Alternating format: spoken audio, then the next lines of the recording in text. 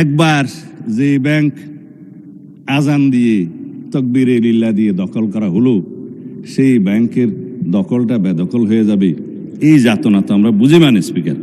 সুতরাং যারা পর্দার আড়ালে থেকে গ্রাহক বলে রাস্তায় আন্দোলন করছে, ভিডিওটা দেখেন, তাদের রাজনৈতিক পরিচয়। আমাদের মধ্যে অনেকে তো গ্রাহক আছে, গ্রাহককে বলে দেওয়া হচ্ছে বলেন বলেন আপনার অ্যাকাউন্ট আছে, বলে যে আচ্ছা ঠিক আছে, কত কয় 2-3 লাখ টাকা আছে, পিছন থেকে খোঁচা দিয়ে বলছে বলেন 7-8 লাখ টাকা আছে বলেছে, এটা রেকর্ড ভিডিও। তারা গ্রাহক হচ্ছে সেই রকম গ্রাহক। তা এখন পর্দার আড়াল থেকে নেমে পড়েছেন, এটা ভালো।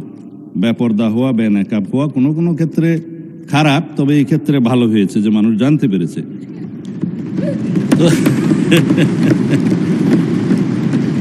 মানে স্পিকার,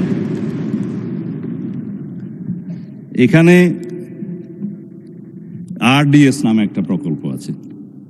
সেই প্রকল্পের, এটা হচ্ছে ইসলামী ব্যাংকের একটা ফ্ল্যাগশিপ প্রকল্প।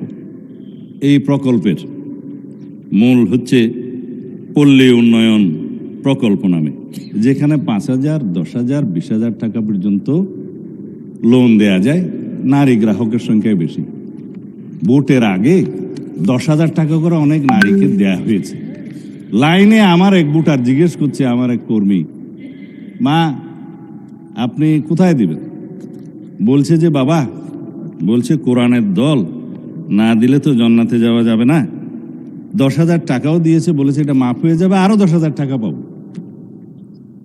এইভাবে মানে স্পিকার, মুনাস হিসাবে দাঁড়িপাল্লায় ভোট দিলে জান্নাত পাওয়ার নিশ্চয়তাও দিয়েছে। এই RDS প্রকল্পের মধ্যে কত হাজার কোটি টাকা ডিস্ট্রিবিউট হয়েছে জানেন? 22,000 কোটি টাকা ডিস্ট্রিবিউট হয়েছে। 11,000 কোটি টাকা আগে দেওয়া হয়েছিল। এই 5ই আগস্ট 2024 পরে নির্বাচনের এই বৈতরণী পার হওয়ার জন্য আরো 11,000 কোটি টাকা দেওয়া হয়েছে। এর কোনো হদিশ নাই। বলছে ইসলামের উপর হাত দিবেন না। কদিন আগে জামাত ইসলামের এক বন্ধু, আমি নাম নিলে আবার এখানে 74 দাঁড়াতে পারেন, সেই জন্য 2 জন MP ছিলেন, আরেকজন পরাজিত MP ছিলেন, আরেকজন নেতা ছিলেন, বক্তৃতা দিচ্ছে ইসলামের উপর হাত দিবেন না। মানে স্পিকার, ইসলামী ব্যাংক ইসলাম নয়, আমাদের জনাব মির্জা ফখরুল ইসলামও ইসলাম নয়, জামাতে ইসলামও ইসলাম নয়। সুতরাং সবকিছুতে ইসলামের উপরে হাত দিবেন না দোহাই দেওয়া কিন্তু ঠিক নয়।